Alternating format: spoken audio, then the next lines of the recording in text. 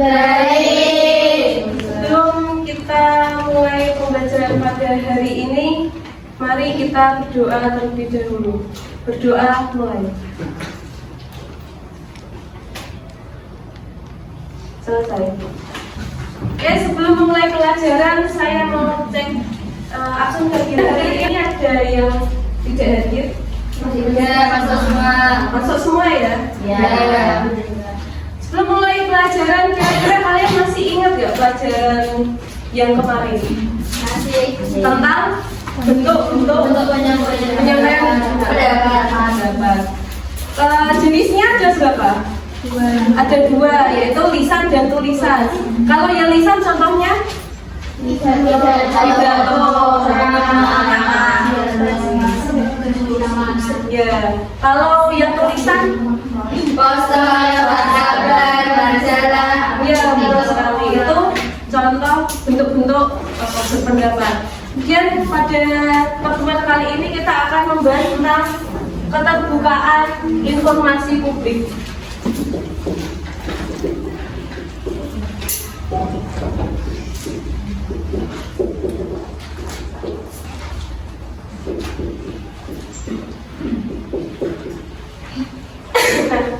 Pada saat ini kita itu berada di era yang dimana segala informasi itu kita bisa mencari dengan sangat mudah. Bahkan hitungan menit, bahkan detik itu pun kita bisa mencari informasi secara lengkap pada saat ini. Karena teknologi kita kan sudah semakin canggih dari kita pada saat ini. Nah, dalam informasi apapun di segala penjuru dunia manapun, kita itu bisa mencari informasi tersebut dengan sangat mudah dan sangat gampang sekali kita jumpai. Untuk memperoleh informasi itu merupakan hak kita sebagai warga negara. Jadi kita sebagai warga negara, kita itu punya hak untuk memperoleh informasi. Dengan adanya keterbukaan informasi publik ini, kebijakan yang diambil itu benar-benar sesuai dengan aspirasi masyarakat. Nah, keterbukaan informasi publik ini itu dimaknai dengan sebagai keterbukaan dan tidak ada yang ditutupi atau disembunyikan dari badan publik terkait informasi yang dihasilkan, dikelola, dikirim atau diterima berkaitan dengan penyelenggaraan negara atau badan publik lainnya yang berkaitan dengan kepentingan publik.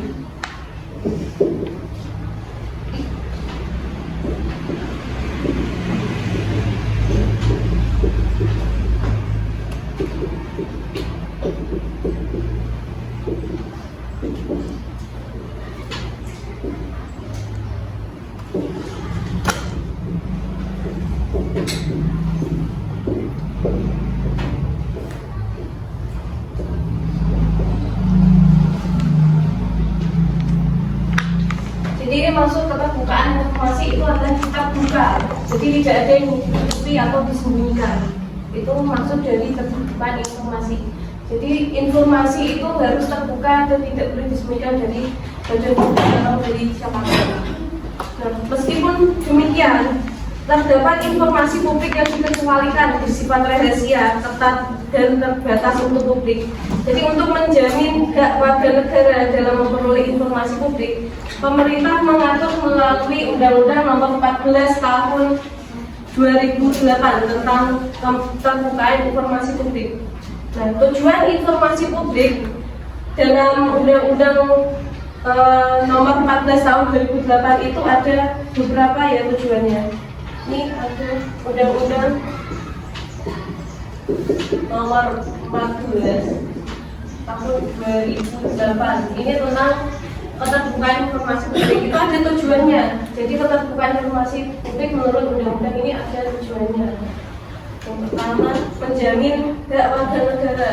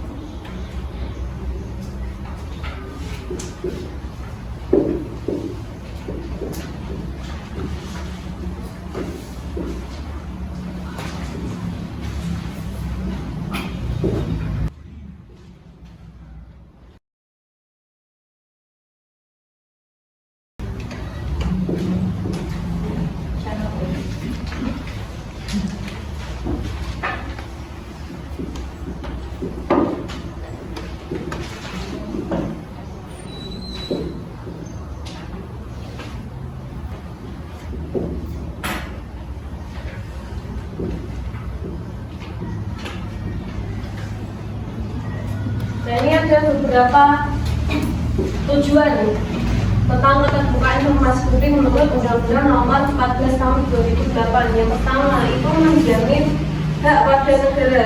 Jadi untuk mengetahui rencana pembuatan kebijakan publik, program kebijakan publik dan proses pengambilan keputusan serta alasan pengambilan suatu keputusan publik itu ini ya, menjamin hak warga negara, maksudnya itu tadi untuk mengetahui rencana, terus program, terus proses juga dan alasan pengambilan suatu keputusan publik. Kemudian mendorong partisipasi masyarakat dalam proses pengambilan kebijakan publik. Yang ketiga, meningkatkan peran aktif masyarakat dalam pengambilan kebijakan publik dan pengelolaan badan publik yang baik. Nah, kemudian ada lagi nih yang keempat, mewujudkan penyelenggaraan negara yang baik, yaitu yang transparan. Jadi penyelenggaraan negara yang baik itu adalah yang bersifat transparan atau efektif dan efisien, akuntabel serta dapat dipertanggungjawabkan. Nah, kemudian yang selanjutnya itu ada mengetahui alasan kebijakan publik yang mempengaruhi derajat hidup orang banyak. Kemudian ada juga mengembangkan ilmu pengetahuan dan mencerdaskan kehidupan bangsa, serta meningkatkan pengelolaan dan pelayanan informasi di lingkungan badan publik untuk menghasilkan layanan informasi yang berkualitas. Nah, ini tujuan terbuka informasi publik menurut Undang-Undang Nomor 14 Tahun 2008. Kemudian ada hak memperoleh informasi publik menurut hak yang harus diperoleh setiap orang. Itu di buku ada ya, di halaman berapa itu yang ini, itu ada hak untuk memperoleh informasi.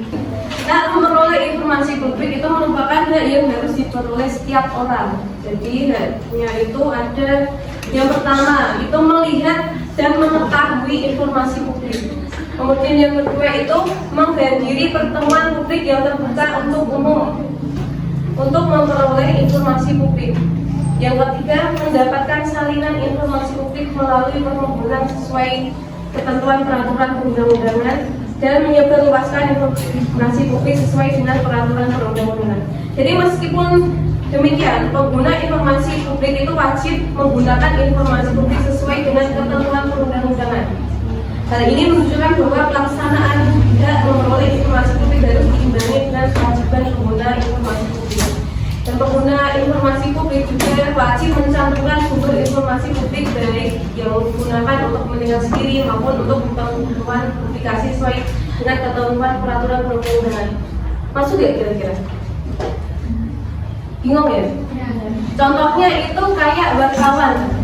Kan nggak ada, makanya wartawan itu kalau dia itu menulis atau menyiarkan sebuah berita itu asal-asalan itu dia bisa dikenakan pasal. Nah, makanya ada pasal itu dia itu harus ada sumber dari beritanya itu dari mana, terus benar-benar harus sesuai fakta. Makanya kalau ada wartawan kan kira-kira misal ada yang kenapa ya ramai, misalkan ada berita yang sudah viral, dia kan langsung ke lokasi. Misal ada bencana alam, ya kan langsung ke lokasi walaupun di sana mungkin suasananya agak mencekam gitu ya, bisa membahayakan dirinya sendiri. Tapi dia itu tetap harus ke sana untuk menyampaikan berita. Kalau berita itu kan nggak bisa dimanipulasi. Itu makanya itu harus sesuai fakta atau sumber, harus ada sumber referensinya yang jelas. Paham ya? Ya. Ada pertanyaan? Kalau sudah ada, saya minta kalian untuk diskusi kelompok. Nanti silakan diskusi. Untuk kelompoknya saya bagi menjadi 3. Ini ada soal studi kasus, kalian diskusikan dengan teman-teman kelompok kalian. Yang mana diskusi bukan hanya 1 atau 2 orang saja. Nanti diskusikan dengan teman kelompok. Terus setiap ada pendapat silakan ditampung, dimusyawarahkan kira-kira gimana jawabnya itu ya. Ada soalnya nanti dijawab. Kemudian setelah itu saya minta kalian untuk mempresentasikan hasil diskusi kalian. Perwakilan 1 kelompok 1 orang. Paham? Ya. Ya. Kalau itu ini nanti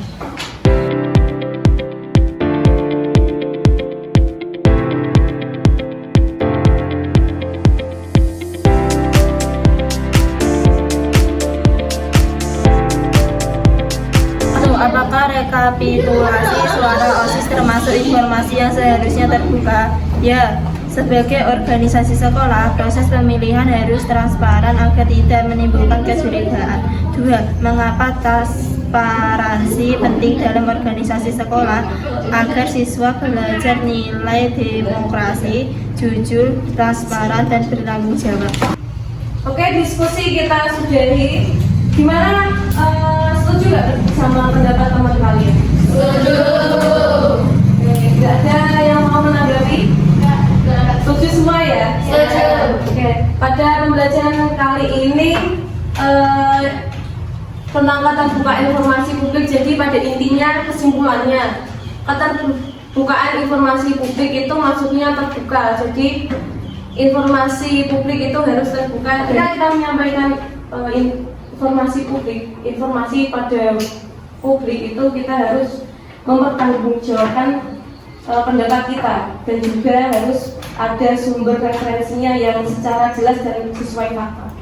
Oke, sampai sini ada yang ditanyakan atau enggak ada?